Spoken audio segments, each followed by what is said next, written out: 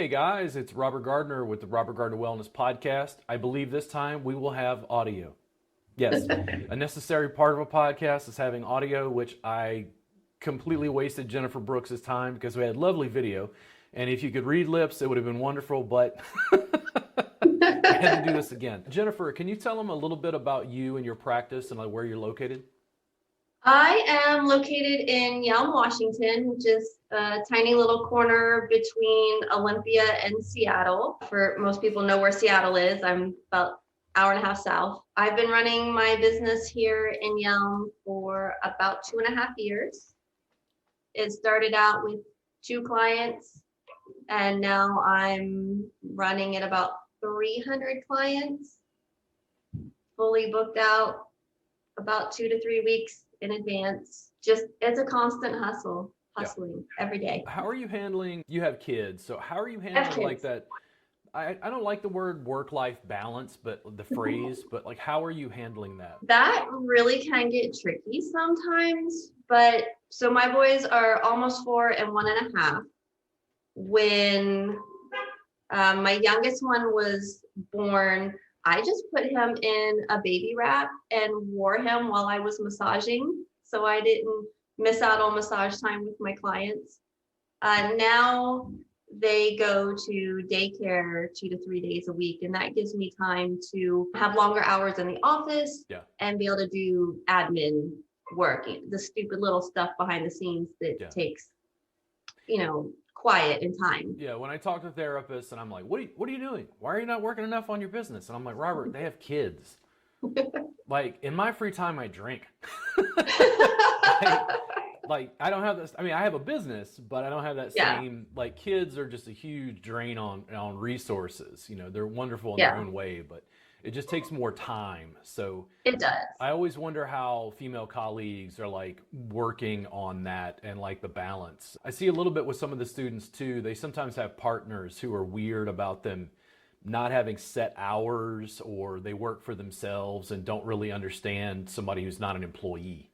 Yeah. Luckily for me, my partner is also a massage therapist, so he understands how that side of stuff goes. He's also very involved with the kids. So if I'm like, I need to be doing this thing right now and I can't give my attention to the boys, he's got them and he's, entertaining them. And the same for him. If he's like, I need to be doing this thing right now, then I've scooped up the boys and we're doing something. And then I have teenage daughters who I can be like, hey, we need to be able to get some stuff done, and we need to do it together. We can't manage the boys while we're trying to do this. And they watch the boys. Yeah. So I've got a good team in place that the kids don't generally cause too much interference with the business. Sometimes they've had to come to the office with me, but so many of my clients are parents too. Yeah. That they understand. Yeah. Works out. They don't fight where you're set up or how things are going, it sounds like. Yeah. Yeah. So it's interesting because we're doing a second podcast, but it's really a first one to the audience. It sounded like, based on the conversations we had, your practice is it like 50-50 kind of mat and table at this point? It's 50-50 right now. Yeah. Yeah. And then how has that transition been? And then are you trying to transition to just mat-based? So I really thought initially, like when we had the first podcast, I hadn't started the transition yet. And I was really fearful of how new and current clients would take being put on the mat. And I wasn't sure how I was going to, I initially thought I'm just going to cold turkey, the table disappears and everybody gets on the mat. I don't care. But after talking to you, you're like, no. Don't get rid of your money stream. People are coming to you for the table, work on moving them from that to the mat. And I was like, oh yeah, that's probably smart. Then I'm not at risk of, somebody saying, well, that's not what I want and you didn't give me a choice, so I'm out of here. Yeah. So after that podcast, I really started talking it up. And as clients were coming in and, for whatever issue it was, I was like, oh, well, how about instead of me leaving the room and you getting undressed. How about just go ahead and take your shoes off and get on the table and let's try this. And then after the session, we would have the post-session talk and be like, so what did you think of the session today? Do you feel like it was more beneficial to you? Do you feel different? Like, how is it going? And most of them were saying, yeah, I can feel like that really targeted what was going on. I am moving better and I'm not greasy. Yeah. And so one of the clients that did that, they've been seeing me for a while, and we did that session, and 2 days later, his wife contacted me and said, I want to come in, book me for the next 2 appointments. Yeah. So it's definitely doing that transition with having them try it on the table. And then, if you really like what we did on the table, there's so much more I can do if I put you on the mat. Yeah. Let's try the mat next time. And they're like, yeah, let's do it. And now that they've been on the mat, they don't want to go back to the table. Yeah. It's interesting to me to see, like, sometimes I have ideas and they're kind of harebrained. And like, when people see success in my business, it's like, no. This is just the stuff that worked. You don't see all the harebrained ideas I had that came to no fruition, or you tried it and then went, no, wait, that doesn't work. It's interesting for me to see students do things and then see what works and the sort of repeatable pattern. Because one of the things I've noticed with our private subscribers group is the students are like building each other up. They're posting photos, like somebody bought a microphone today, or they showed photos of it, and people are like, woo, It's interesting to see this sort of group camaraderie build, because that was one of the things here in Austin that frankly I just have not been able to do. There's no mat-based facility. Yeah. So the students were like, I wouldn't hire them and open a place, so it was kind of amorphous and murky. But having an online group where students are encouraging each other, and they don't understand, but they're giving me information about packaging and marketing, because I see the same thing again and again. I used to I had a little bit of disdain for the table as like another impediment, a series of like physical limitations. But the way that I teach the table now is the beginning of the curriculum. It's like, you don't have to change anything. You don't have to, if I try to get the student to shift from the mat to the table, there's this like, well, I learned, this in school, and I'm like, I'm not getting rid of your table. Just come on. And what would happen is, if I work with them on the table expands to the point where the physical structure starts to break down. They would start to get on the table, and that's when I'd say in a class, and I always did this. This is a common thing if you watch the table time massage videos across my classes in the vault, is I wait during the table class, and this is only table, there is no mat, this is only table. They start getting on the table, and then I walk around and I go, you're doing mat work, you're doing mat work, you're doing mat work. And then they go, oh. Because no matter how many times I tell them verbally, it doesn't click until they get a chance to do the work and feel it. Yeah. And the Thai table stuff, it's great for that initial introduction. Me personally, I find it really limiting. Why? Well, one, I have a really small room, so that impacts my ability to move around. But when I have a larger person on the table and I'm trying to work on them, there's nowhere for them to go. Yeah. Our range of motion it's limited to what the table can hold with them. And even if they're sidelined, if I'm trying to sit on the table, if they're a larger person, there isn't room for me on the table. And then I'm having to rearrange my own body mechanics and posture to accommodate that, where when they're on the mat, I've got so much more space, and I'm not worried about them falling. They're not worried about them falling. Yeah. Well, I think fundamentally what happens is therapists feel kind of I think they feel kind of attacked by the mat initially. Like, I feel very comfortable in this current platform, and then he's just trying to get rid of this. And that's not really what's going on. In fact, I think you don't really understand what I'm teaching unless you can do both well. Yeah. Like, I can do the same stuff mostly on a table. It just culturally and biomechanically, it starts to like change the parameters of what we're doing. And Right. for me, what happened was when I went wild and crazy, and it was like, Matt, 2 hours. That's how I started. Matt, crazy. There's no table on my menu of services. Like, this is it. Yeah. I didn't draw a lot of clients, but I drew clients who wanted that specifically.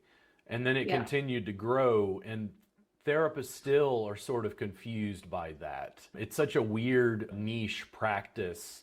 It's like even the students, when I work with them, they're kind of like, man, I live in Oklahoma in some area. Like, how do I get people to do this? And I'm like, give it away. Yeah.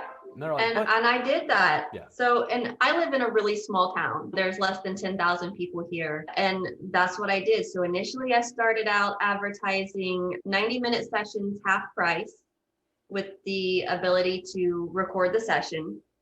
And then I had issues with my phone not having enough memory to record the full session. So I've been fighting with that and trying to actually get them uploaded off my phone.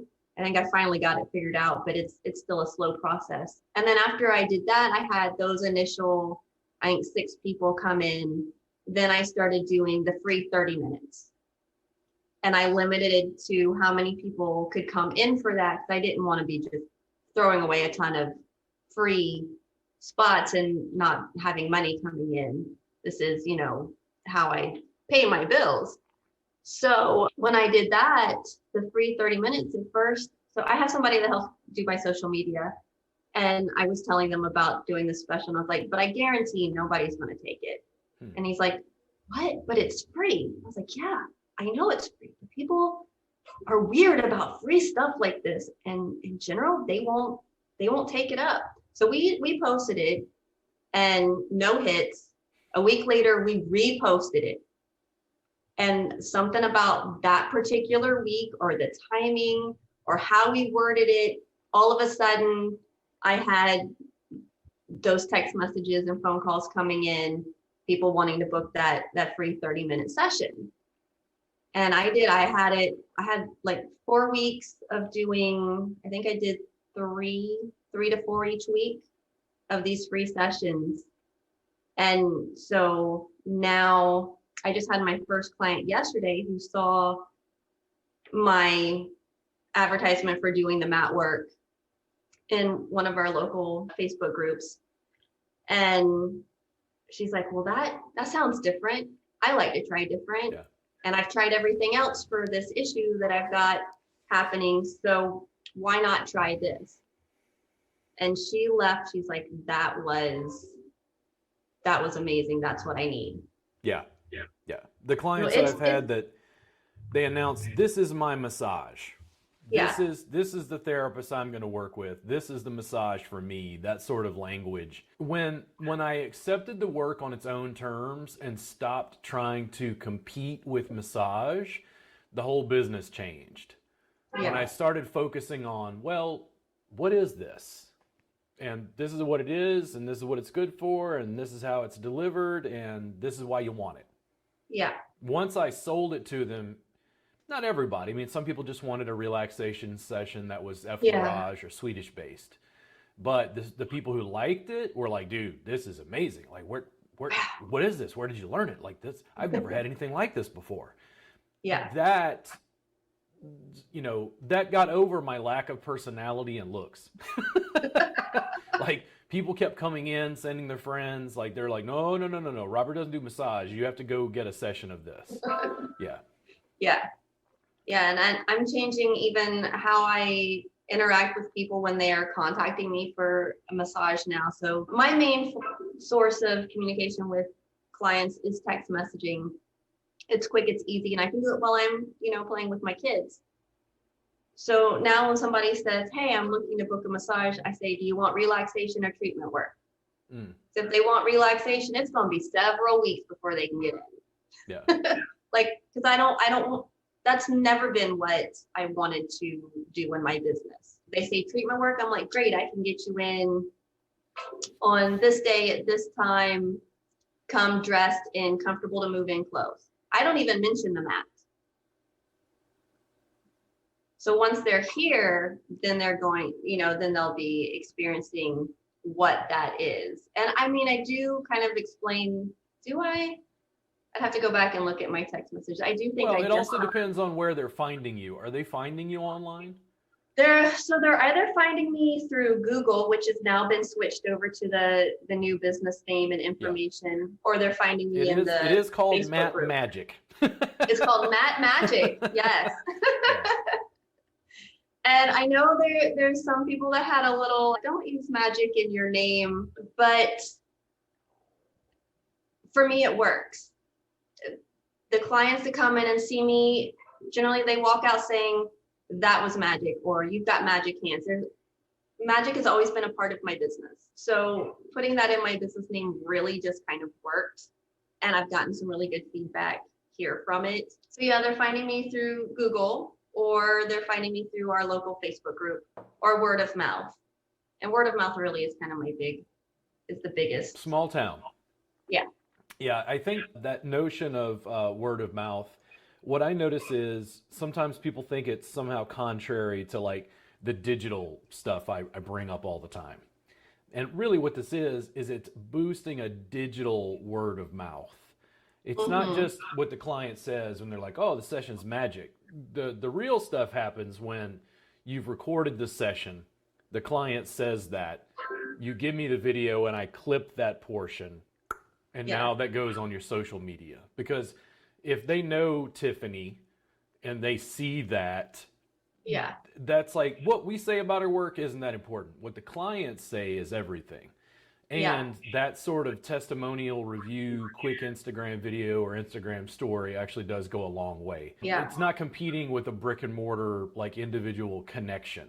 Sometimes I see that with therapists, they want to outsource their social media. And I'm like, why do you want to outsource connection? And they're like, oh, but I work on people in person. And it seems like a whole lot of, and I'm like, a whole lot of digital exposure to a global marketplace who's never seen what you're doing? Right. Yeah. Now, for me, initially, when I outsourced my social media, and it's with a client of mine, so they do know my work very well, because I have, I'm running the business, I'm taking care of the boys, I've got teenagers, I'm running a household, like I've got all of this stuff that I'm doing. And this is just like one less thing that I have to worry about. But we'll text each other and he'll be like, okay, what do you want to focus on today's post? And I'll say, this is, what I'm thinking of. Or I have a whole list of social media content that we call the shit vault. And he can just pull something out of there if I don't have anything in particular that I want to post. And then we'll rewrite some of the stuff so it does sound more like it's coming from me versus, being written by him or being written by some social media content creator. As I'm getting the videos, I will start taking over more, because that's too much to like try and send him the videos and say, hey, post this with this. And, I'll slowly be taking back control of my social media. But for now, it's just easier to throw it at somebody else.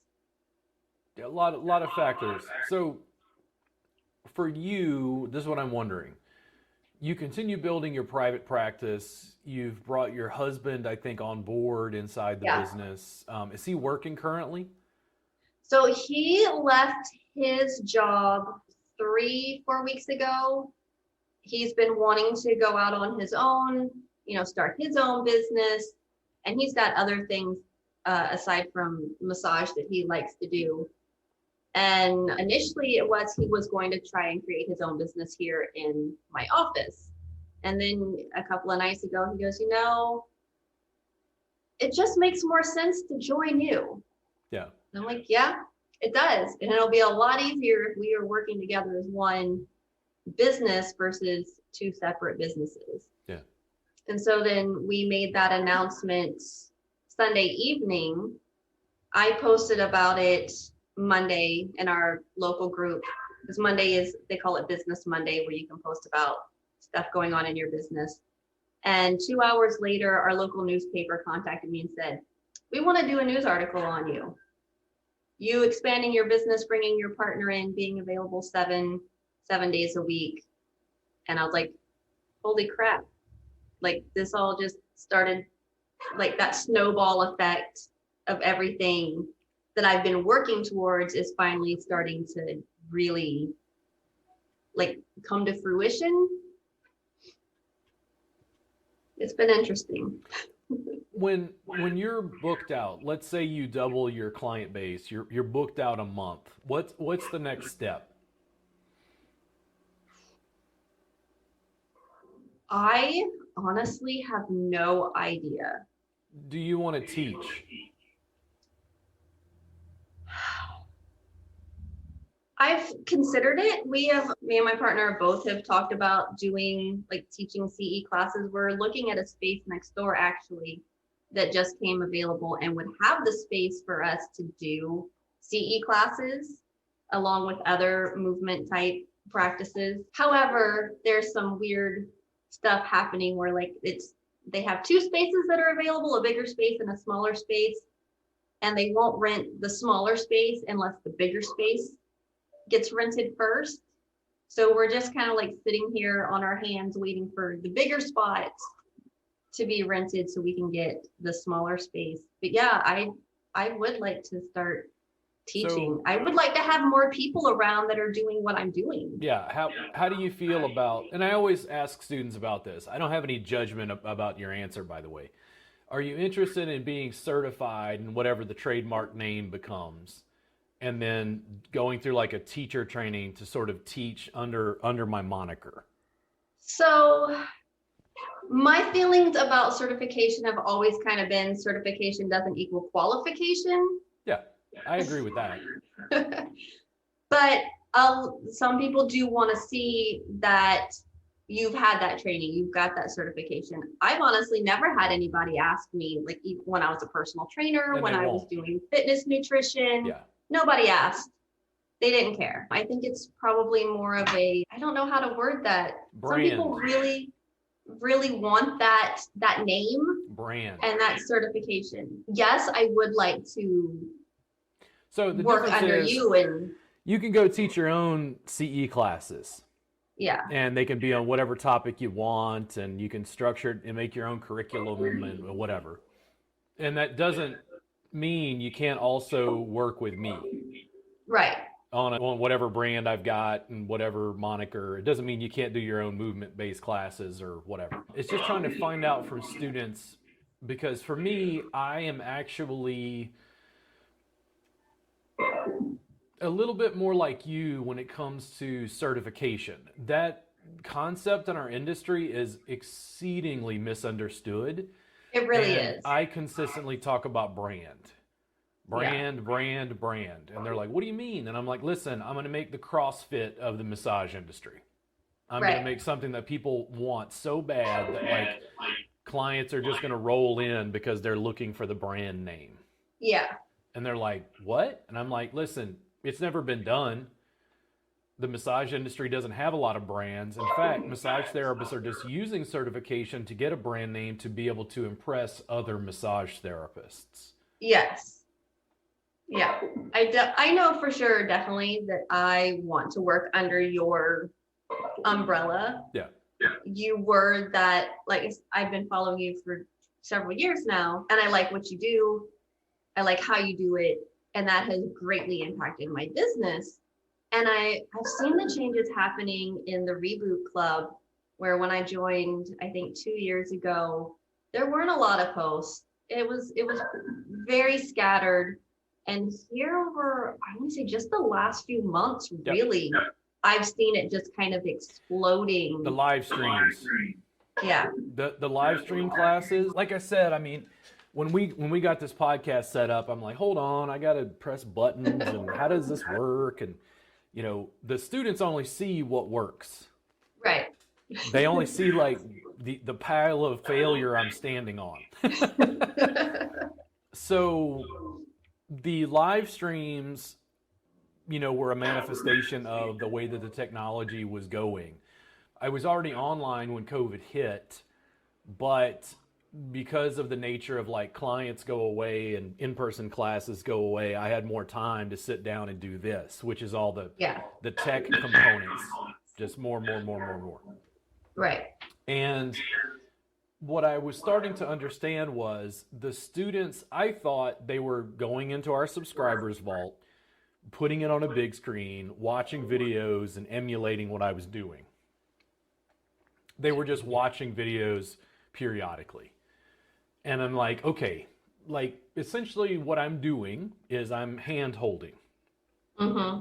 Now, there was this theme, by the way, where I had two different things going on. I had people going, scale it digitally, scale it globally, scale it globally. And what that means is, in their world, is it doesn't matter if it's personal. Just run ads and scale a digital widget, worldwide. Mm-hmm. And I'm like, okay, I mean, yes, there is a piece of running ads and scaling something online. Yeah. What they were missing was the reason we were making money is because they can continue to foster relationships with students, give them more access and information. A student was saying they couldn't sit in hero's pose. They're having issues with their knees. And I said, great, come on with me live. I'm going to run 4 camera angles. I'm going to work with, I want to see you just like we're doing this podcast. I want to see you so I can give you pointers. Yeah. And she backed up and went, Robert, I am not interested in that. However, I want you to understand that there is no educator in our industry who would remotely just offer for free what you just offered.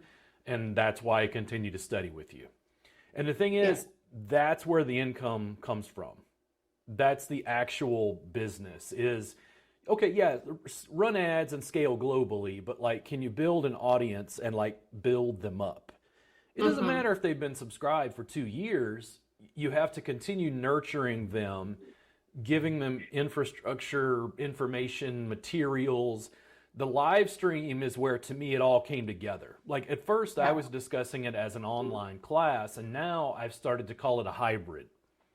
It's a hybrid class. It's a CE party, continuing education party, hashtag CE party. And people go, I don't understand. And I go, you pay for the live stream and you can have as many people as you want join in with you. And they're like, oh, they don't have to pay? And I go, no, not unless they want CE credit.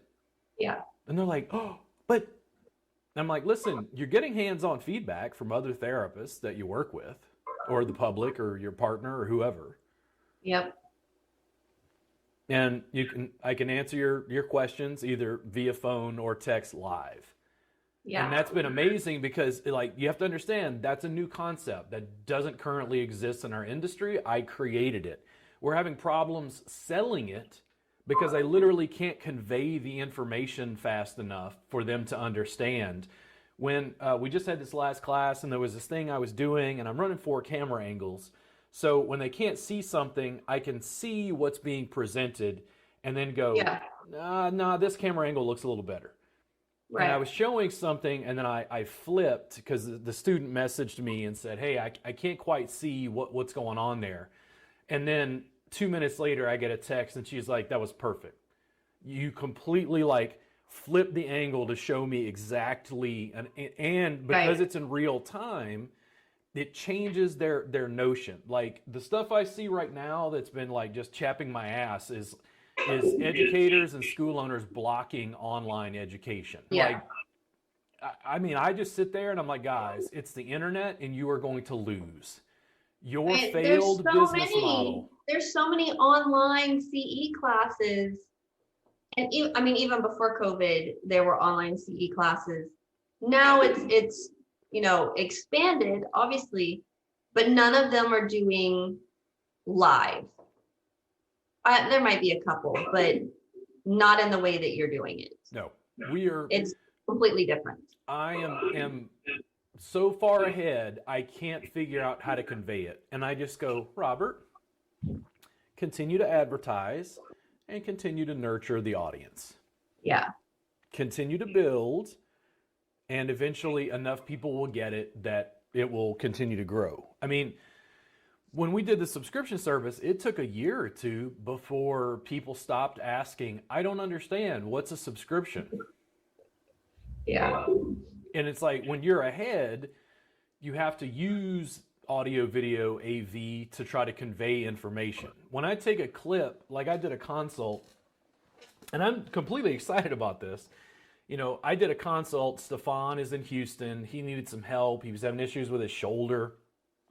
So I go, Yeah, I've watched you know, those. Stefan, just like, come on and I'll work with you. And it's like, you can see Stefan looking at his phone and then going, whoa. Like, he Yeah. never asks, how did he do that? All he knows is like, there's a video feed. I'm flipping camera angles.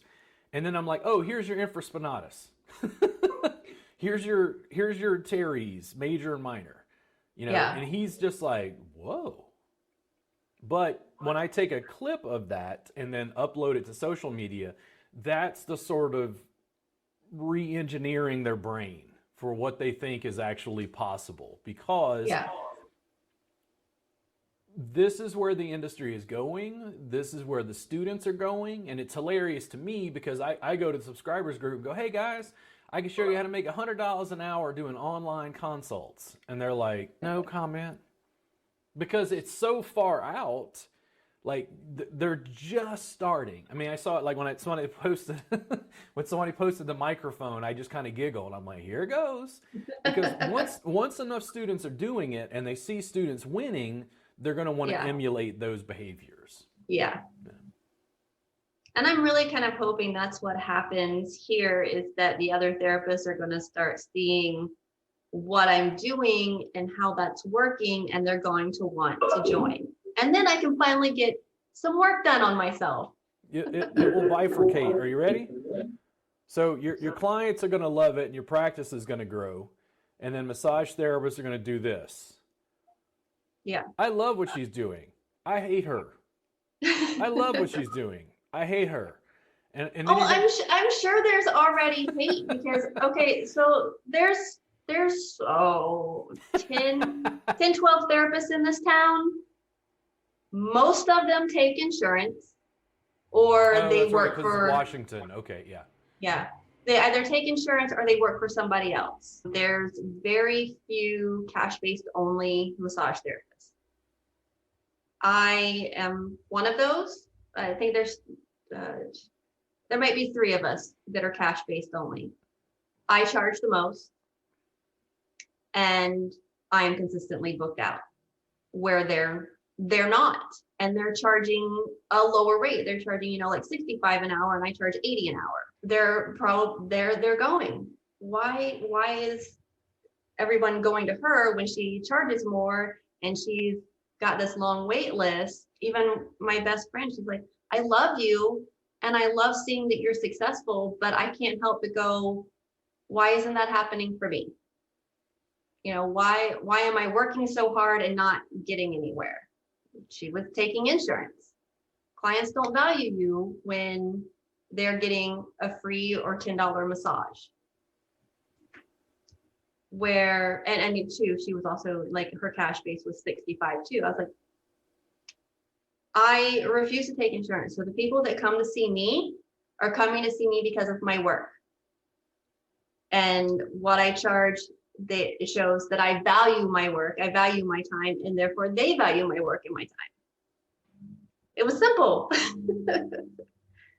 So yeah, I already see some of that, even just coming from my best friend, that little bit of disdain and hate towards what I'm doing. And so I imagine. So you said this is a friend, right?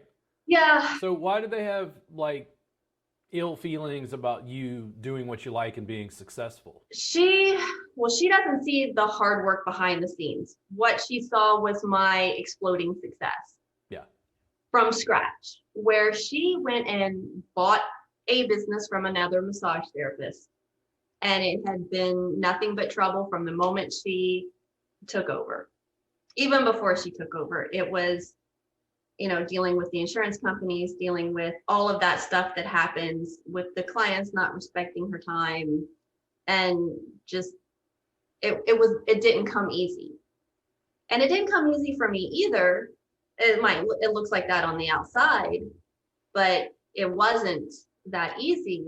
But I've got clients that I've been seeing the whole time I've been open, and I have that rebooking, consistency with my clients that she wasn't having. Can I tell her what she was doing wrong? No, because I have no idea. Yeah, I mean, one of the things that's been most perplexing to me working with therapists over the years, and this has been most of my career, is the lack of group camaraderie where we all build together. Yeah. Where that therapist would come to you and ask some, hey, how are you making this work and what am I doing wrong? Like, Yeah. that willingness to be able to work together, to collaborate, and knowing that collaboration was bigger than competition. I go over this regularly with my apprentices and teaching assistants and stuff here locally, as we see mat-based stuff starting to bubble. There's other teachers in Texas now, there's, stuff, and they're like, oh, competition. And I'm like, mat-based is less than 1% of the marketplace. Yeah. Like, no, let these people build successful businesses teaching. Let them feel like they're competition, and watch the entire marketplace grow, develop, and evolve. Because now, years from now, they go, Robert was a genius. It's like, no, I'm just an asshole. But I was an asshole with vision. It's not just about me teaching. If anything, if you have 100, 200, 1,000 different teachers across the U.S., mat-based work continues to grow. It becomes a larger, like just Facebook groups. They talk about Thai massage regularly now. Yeah. 3 or 4 years ago, they didn't talk about Thai massage at all. It wasn't even it wasn't esteemed, for sure. I think with having all these stretch therapy clinics, businesses pop up, that's definitely, and I'm seeing that a lot more too. I think that's brought in more of that interest because it's the big brand, huge marketing that they're doing. The therapists that think they don't respond to brands now go, I want a stretch service. And I go, hey, why do you want a stretch service and not Thai massage? And they're like, well, Thai massage just isn't my style. And I'm like, have you ever had a session? And they're like, no. Yeah. And it's like, no, it's because they're thinking of it as this Asian thing. It's bamboo and whatever, the Buddha or whatever they think it is. Yeah. I had no idea what Thai massage was when I started following you and watching what you were doing. And I have watched some like traditional Thai massage stuff now. And I look at it and I go, yeah, I can see why people would think that's not for them. And having had clients that have had a traditional Thai massage in Thailand, when I was calling it Thai massage previously, they wouldn't try it because they'd had that traditional experience and it was painful.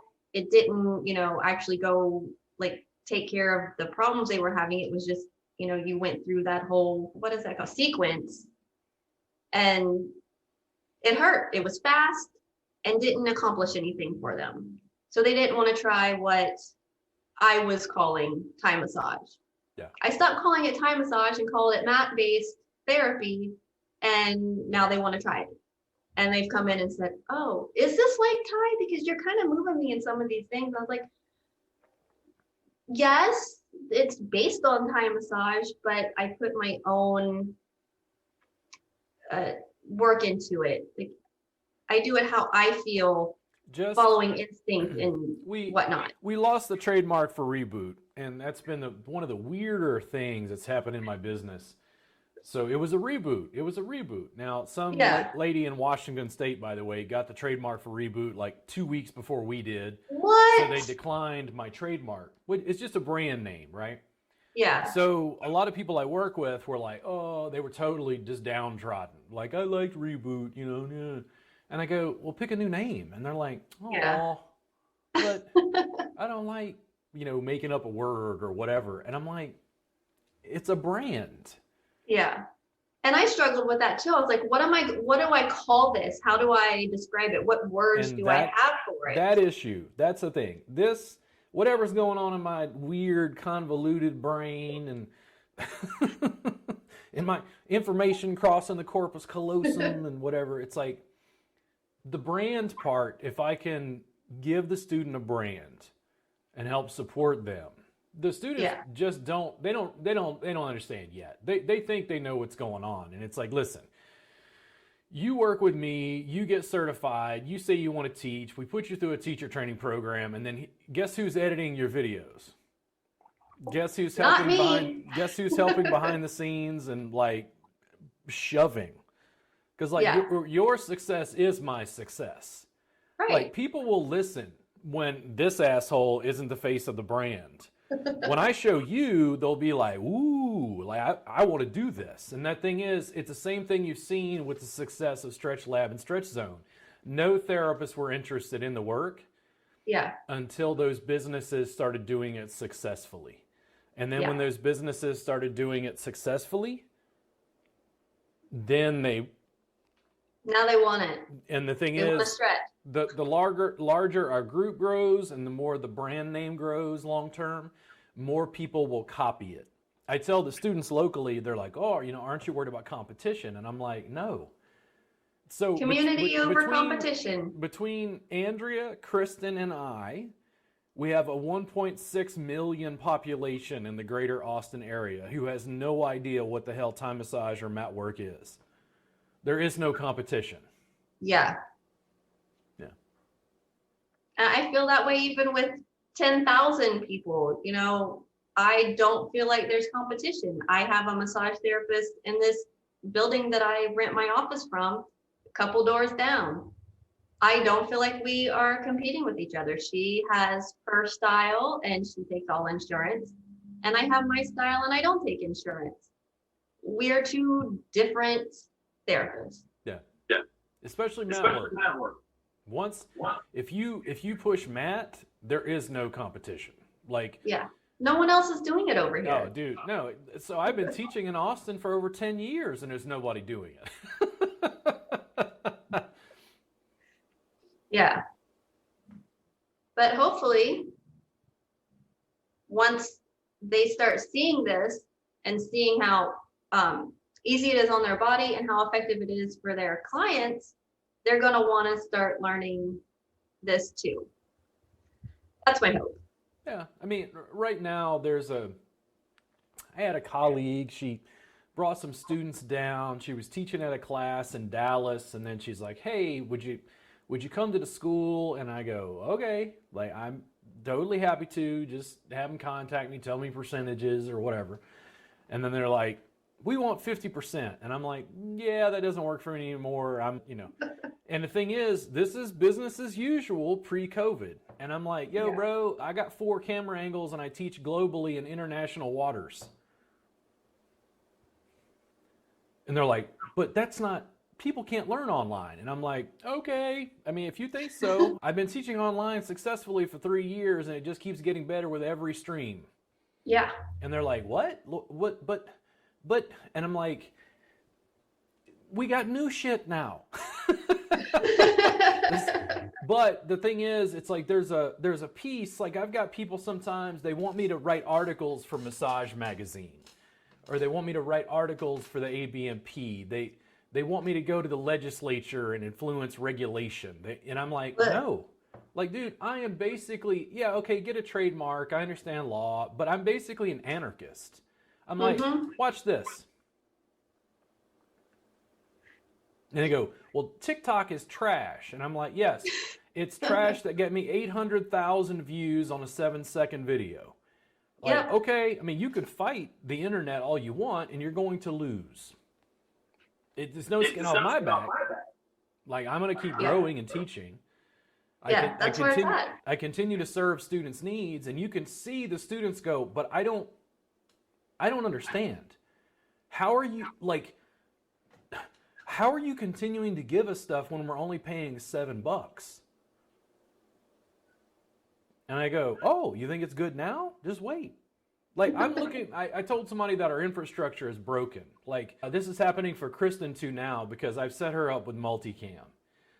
She's running from 3 different camera angles now, and she's going, oh, we can only run from 1 camera? This is horrible. Most of the recordings in the vault are from 1 camera angle. Yeah. Now I'm running 4 camera angles and anatomy on screen just by flipping buttons. And I'm like, my capacity for educational information and production has completely outstripped the way that massage therapists would consume information. Yeah.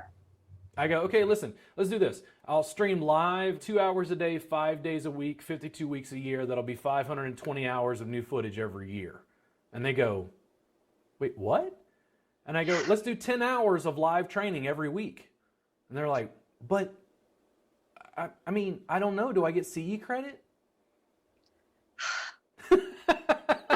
And why do you roll your eyes? Oh God, because I don't care about CE credit. Yeah. I care about learning what is going to work for me and help me help my clients. I don't I see can- the students. Students are can get CE very credits tied. anywhere. They're very tied to, I got approval and I'm certified. I got CE credit. They're very tied to that. I don't care. I can go take any BS CE course for super cheap and get the requirements that I need for my license. I don't care about that shit. I'm going after stuff that I can learn that's beneficial to me. And so many of the CE classes aren't beneficial to me. They're just not. They're not what I'm after. So I just, breeze through them, get what I need, and then do my serious continuing education, regardless of CE credits. Yeah, it's I don't know.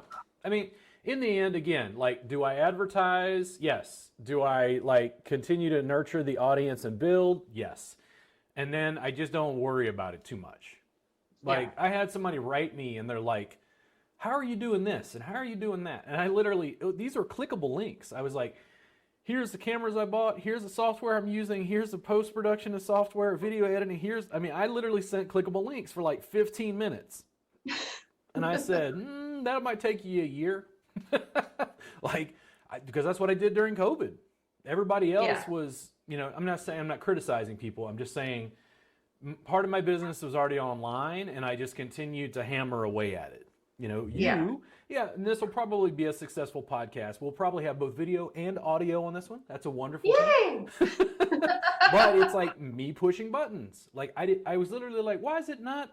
God damn it. Why? And I'm like, drop down menu, click. Oh, wow. There you go. And I was having the same issues. I couldn't get Zoom to work on my phone no matter what I did. And I said, fuck it. I'll just use my laptop. 80% is good enough. Like, they keep asking, what camera do I use? And I go, listen, this thing is better. This is an S9 Plus Android. This is better than the flip cam I started making videos with. And when they don't believe me, I go and grab that first YouTube video and go, look at how horrible this was. It's like, but it worked. Yep. So with your practice, one of the things I think about with the brand I'm trying to build is there's a lifestyle brand. I think that's really what I'm going for. There's a lifestyle brand, and I'm trying to figure out what, the imagery that I'm feeding therapists about. What is this lifestyle brand? And I go, okay, tie fisherman pants, sitting in a hammock, hanging out at the beach. Your cryptocurrency and Bitcoin platforms are growing exponentially. You're investing for retirement. You're debt free. And I'm serious. When I think of the brand, I'm trying to think of that lifestyle brand. What is it for you? What kind of lifestyle? Let's say 5-10 years from now. what kind of lifestyle do you really want to have? Like, what does your life look like, including your husband, your kids? Like, what does that look like? So my big ultimate, or our big ultimate penultimate dream is that eventually we have 20 some acres of land, and we're actually hosting like those getaway retreats for movement, massage, whatever. Like we've got the yurt set up on the property, and Oh, we don't. you went full hippie. Once you get to I went full architecture and hippie. a yurt, once you get to a yurt, it's all over. I mean, I live in Washington. This is the home of Pacific Yurts. Yeah. So, I mean, but that's, like for us, that's like, okay, we no longer have to rent office space, or we no longer have to find locations for teaching the things we want to teach or doing the things we want to do. We're not out searching for clients or whatever. They are coming to us. They are searching us out, and they are coming to what we are offering. And that's kind of like where we want to take this, and just, have our little mini farm and getaway. What is like, so long term, you work because you want to work, not because you have to. Yes. And then how many hours a week? Just the work, the office, the work, like what is that, 20 hours, like long term? I don't even want to work that many hours in the office. I don't work that much in the office now. I do. When I say the office, what I mean is work. Not not the fun stuff you do. Like how many hours a week? Like other people work 40, 60 hours a week. How many hours do you really want to work as you're working towards like retirement? Right. 20 is probably a reasonable goal. Yeah. I don't like office hours. I think I'm putting in like 12 to 13 office hours. I wouldn't even be able to start calculating all of the time at home that I'm still working. Yeah. It's probably 20 hours. That's good. I'm good with that. Yeah, give or take. Yeah. I mean, I wonder about that thing. People ask me like how many hours a week, and I'm like, 80? And they're like, I'm like, no, not in session. That's like not in session, but like when you take into consideration sessions, classes, training, infrastructure, software, like all the stuff, then it's 80. Like, because even when I'm not working, my brain is still like, my brain's still working even when I'm not working. Yeah. Thank God my friends take phone calls, because like I need way more counseling than I can afford. Yeah.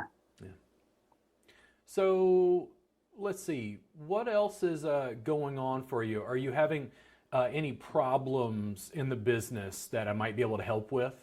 Like, is there stuff that's like challenging for you? Well, really the biggest challenge I have is the technology.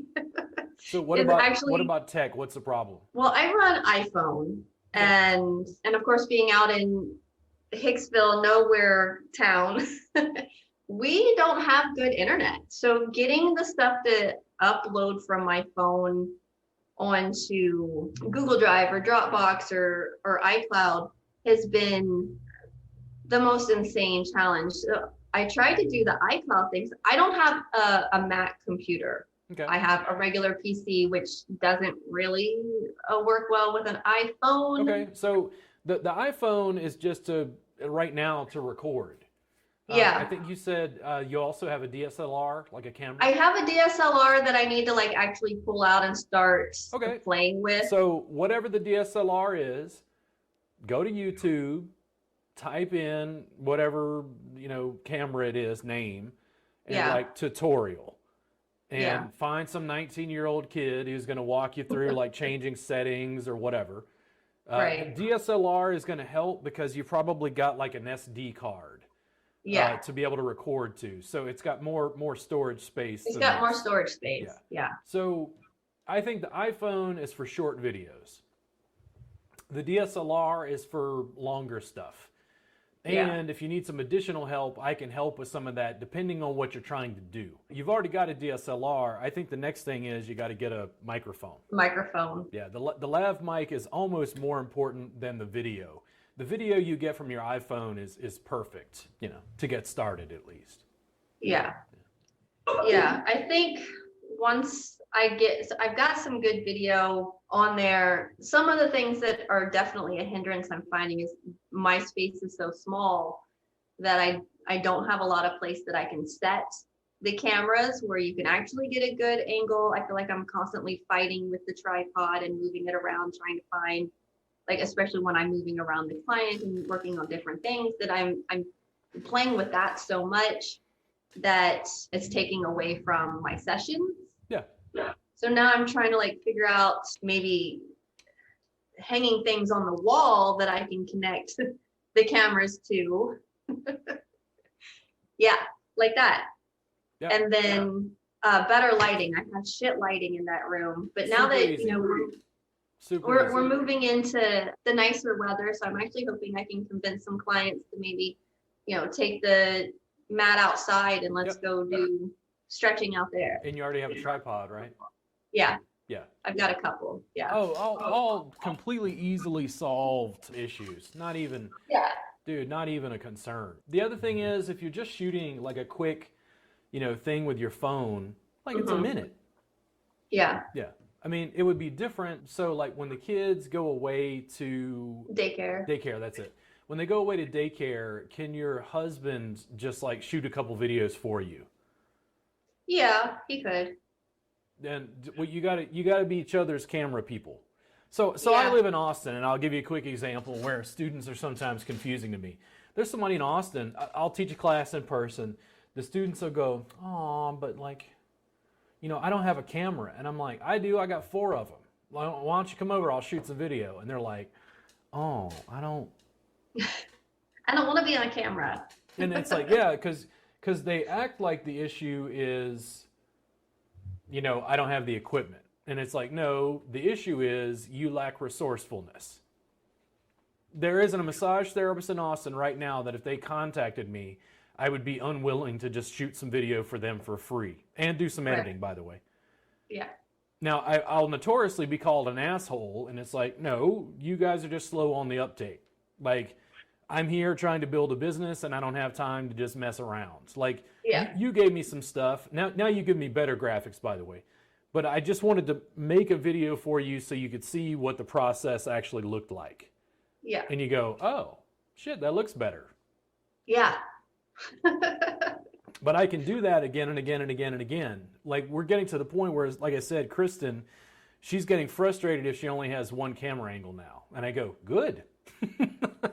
Yeah. You're going to get frustrated. And I totally feel that, because only having one camera set up in the corner, and I'm constantly while I'm working on my client, I'm also trying to keep my eye on the camera and see if what I'm doing is coming across in that video, or then if it's not looking right, then I'm changing where the tripod is at and changing the camera angle.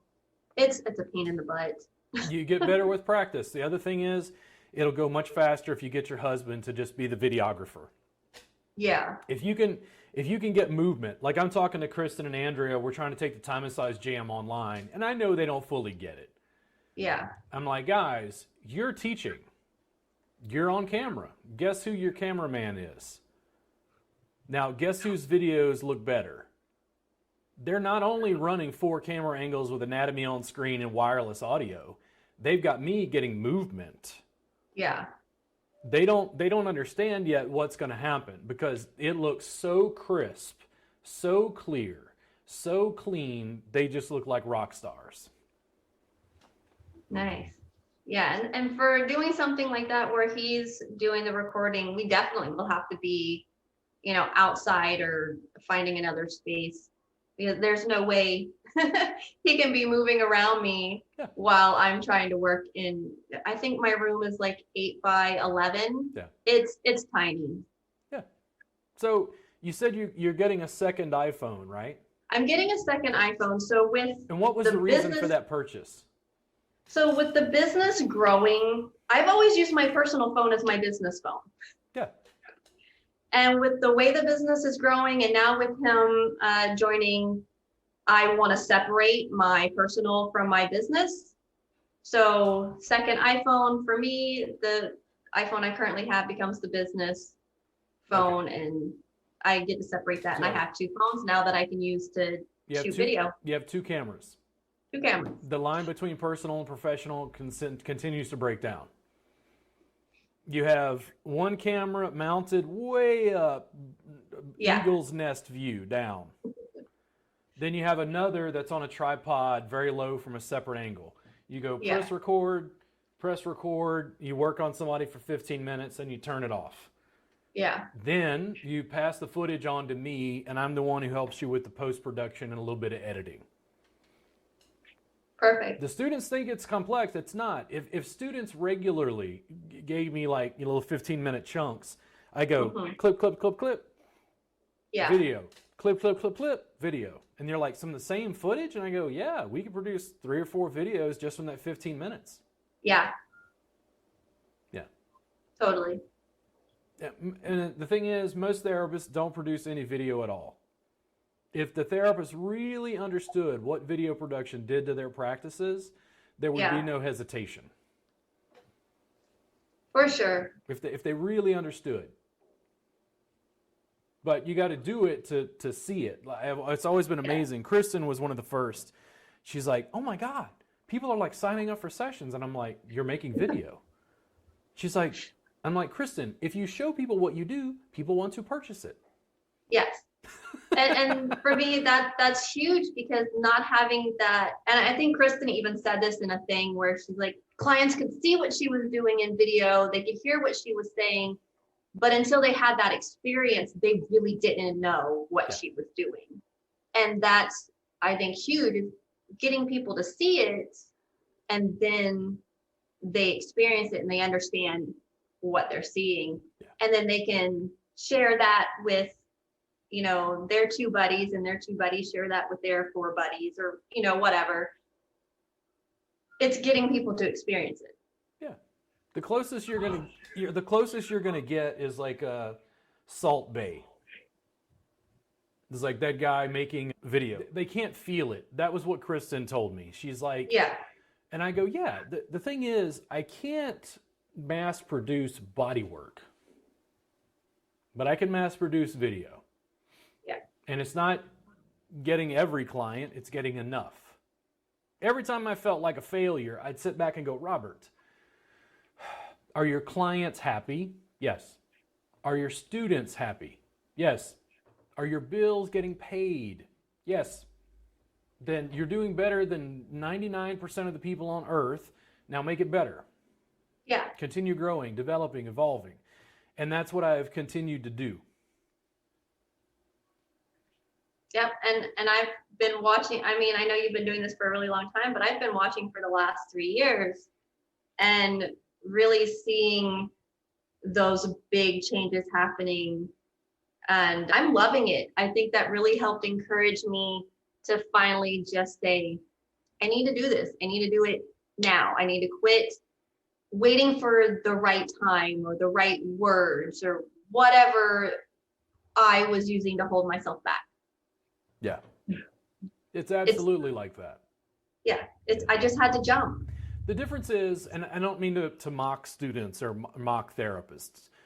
This isn't even specific to our industry. There's a notion of the early adopter. The early adopter is 15 to 18% of the marketplace. You have to draw the early adopters. Mat-based work is weird. It's like it's less than 1% of the marketplace. It doesn't exist. Like facilities, very well-known corporate chains have contacted me for training, and I kind of go, hold on, you don't know what you're getting into. And they're like, we want it on a table. And I'm like, yes, you have absolutely no idea what you're fucking with right now. You have no idea what you want. And they're like, we know exactly what we want. We're a very successful table-based business, I am aware. Yeah. You don't understand what I teach at all. Like, I'm always amazed when people hire me for an in-person training and they're like, this guy's an asshole. And I'm like, did you not watch any of my video? Every video is like asshole, asshole, asshole, asshole. This is not just education. This is a warning. Like, when they get me and they're like, he doesn't follow the rules. And I'm like, yes, but I don't break the law. There's a difference. Yep. Yeah. And I think that's kind of one of the things that I am known for in this town as well, is I don't follow the crowd. I don't do what everybody else is doing. And that already helps play into my, oh, well, look at her doing this weird massage thing now. Yeah, well, so a quick example, and I don't want to bring up the educator or school owner. I had some school owners mock me recently, and it was kind of like, hey guys, I can use my cameras and stream into your school. And they're like, well, I mean, that's very nice, Robert, but that doesn't really fit what we're trying to do in core curriculum. We have certain things that we need to cover and, whatever. And then this lady was like, well, Robert, I invited you to my school and you just brushed me off. And I'm like, because I paid an extremely minuscule amount of rent because of this young lady right here at a facility that allowed me complete control over my class and didn't harass me because I was going to film it. So why am I going to pay you 50%? Now, I didn't want to say that. Yeah. But it's like, it doesn't make any financial sense for me. Like, okay, the amazing exposure your school is going to give me. Like, I've got this thing called the internet. It gives me global exposure, and people from Latvia are subscribing to my subscription service. Like, what, anyway. So I forget how I got on that. Businesses, building. I don't remember. Classes, information, school owners, like, oh yeah. So facilities contacting me because they want like specific kinds of training or things. It always kind of blows me away. They're not really, I don't know, from my YouTube channel perspective, the YouTube channel is probably the biggest vault of video. There's more there than anywhere else. And it's amazing to me that people don't go, oh, he's got 1,000 videos to watch. Like they still wonder why I do that. And I go, because it advertises me to a global marketplace? Yeah. Like what? Anyway. I love the vault. Like I'll be like, oh, I've got this client that's coming in that has this specific issue and I'm not quite sure how I want to work with them. So I will go jump in the vault and I'll scroll through looking at, the titles, like, oh, that sounds like that's one that'll help me. And I will sit there and I will watch it. Now I don't get to practice it as I'm watching it, but I do that envisioning thing like they tell basketball players to do. Envision that you're, throwing the basketball to the basket and it goes in the hoop, So I do that. I do the visioning portion while I'm watching. And then I take that and use it real time with my client. Do I always do it the same way? No. Did I remember all of the things that happened? No. But I have that base that then I build on when I'm actually working on them on the table. So I love the vault for, doing that kind of quick little now research. Vault videos are 4 camera angles and anatomy on screen. Which I think it definitely helps. Once I build the reference course, dude, people listen. Like I'm generating. I feel like a programmer some days. I'm generating HTML code. They go, show me infraspinatus. Whoop! Here's the anatomy. Here's the video. Here's how to work it from 4 different positions. Yeah. Once you got a map of the human body and they're just clicking, things will change. Because the intro tie and table tie was a good way to get started. Mm-hmm. But they're like, how do I do spot work? And I'm like, oh my God. Like, yeah. If I give them bulk, they want specific. If I give them specific, they want bulk. It's interesting. I find that, like with the table work, because I've been doing it so long, I don't really have to think about what I'm doing. But I do like having the sequence when I'm on the table, that flow, the dance. When I'm on the mat, I don't want a sequence. I don't want the flow. I want to find what's bothering them and start going after the areas that are contributing to what's bothering them. And you can't really do that with sequence or flow like you can like I feel like when we're on the table with the oil and whatnot, we have a sequence and we just kind of run through that. But it's so totally different. Yeah. And I like that with the mat, I'm just actually going after the issue in the surrounding areas. General to specific and specific to general. Yeah. What I decided to do when I started the subscription is I'm like, do both.